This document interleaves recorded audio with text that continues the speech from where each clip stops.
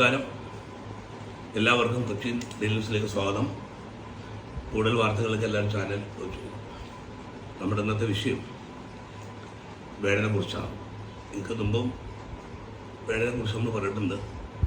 വേടനെ വെട്ടാടാൻ അനുവദിക്കരുതെന്നാണ് നമ്മളത് പറഞ്ഞിട്ടുള്ളത്. അതിനുശേഷം നിരവധി സംഭവാസങ്ങൾ വേടനായിട്ട് ബന്ധപ്പെട്ട് നമ്മുടെ നാട്ടിലുണ്ടായിട്ടുണ്ട്. സംഘടികളും നടത്തിക്കൊണ്ടിരിക്കുന്ന വേടനെതിരെയുള്ള പ്രധാന പ്രവർത്തനങ്ങൾ ഇന്നും നടന്നുകൊണ്ടിരിക്കുന്നു. അതുകൂടാതെ ഭീഷണിയും വന്നുകൊണ്ടിരിക്കുന്നു. പ്രധാനമന്ത്രി നരേന്ദ്രമോദിക്കെതിരെ പ്രതികരിച്ചതിന് ഒരു സംഘടന എന്നേക്ക് കൊണ്ട് പരാതി കൊടുത്തു. ദേശദ്രോഹ കുറ്റാണ്.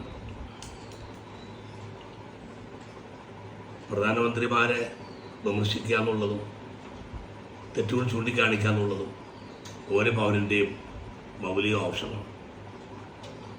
ഭരണഘടന അനുശോചിക്കുന്ന ഒരു അവകാശമാണ്.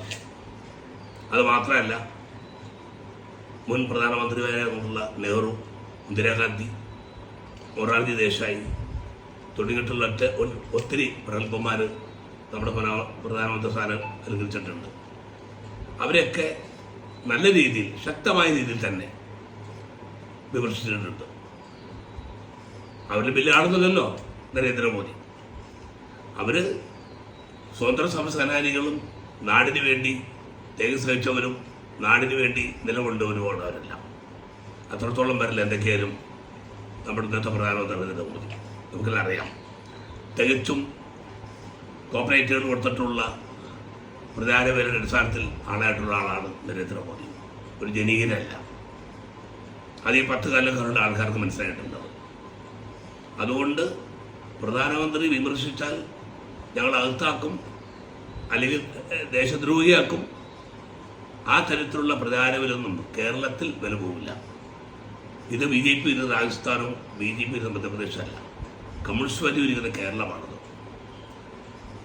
എനിക്ക് അത്ഭുതം, നിങ്ങളെപ്പോലുള്ള ആൾക്കാർക്ക് എത്രയും ഏറെ ജാതിപരമായി പറഞ്ഞിട്ട് പോലും എന്തുകൊണ്ട് കേരള പോലീസ് നിങ്ങളൊക്കെ ഇവിടെ അകത്താക്കാത്തതെന്നാണ് എനിക്ക് അത്ഭുതം. ഒരു BC ജോർജായാലും അതുപോലെ ഒത്തിരി പേരുണ്ട്. ഇതൊന്നും കേരളീയ സമൂഹത്തിൽ അനുവദിക്കാൻ പാടില്ലാത്ത ഒരു രീതിയാണ്. ചാതുർവർണ്ണത്തെ ഊറ്റിപ്പാടാം, അതുപോലെ തന്നെ ജാതി പിടിച്ച് ആക്ഷേപിക്കാം, വർഗീയപരമായിട്ടുള്ള വാക്കുകൾ ഉപയോഗിക്കാം, ജനങ്ങളെ തെറ്റിക്കുന്ന രീതിയിലും അത് നിർത്താം. ഇതൊക്കെ സ്വാഭാവികമായിട്ട് നടന്നുകൊണ്ടിരിക്കുന്ന ഒരു സംഭവമാണ്. ഇത് കേരള സമൂഹം അനുവദിക്കാനാവില്ല. അതുകൊണ്ട് വേടൻ ഒരു ഇതിഹാസമായി മാറും എന്നുള്ള കാര്യത്തിൽ തർക്കമില്ല.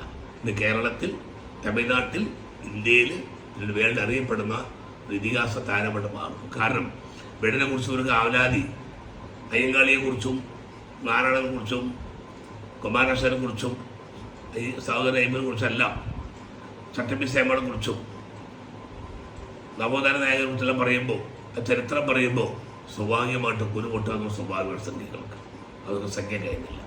അതുകൊണ്ട് നിങ്ങളെത്ര ഇവിടെ കൊടുത്ത് മുടി പിടിച്ച് ആടിയാലും വേടൻ്റെ കലാരൂപമായിട്ട് തന്നെ മുന്നോട്ട് പോകും. അതിന് കേരളീയ സമൂഹത്തിൻ്റെ, ഇന്ത്യ സമൂഹത്തിൻ്റെ പരിപൂർണ്ണ സപ്പോർട്ടും പിന്തുണയും അദ്ദേഹത്തിന് ഉണ്ടാവണമെന്ന് മാത്രം പറഞ്ഞുകൊണ്ട് ഞാൻ നിർത്തുന്നു. നിങ്ങൾക്ക് എൻ്റെ നമസ്കാരം.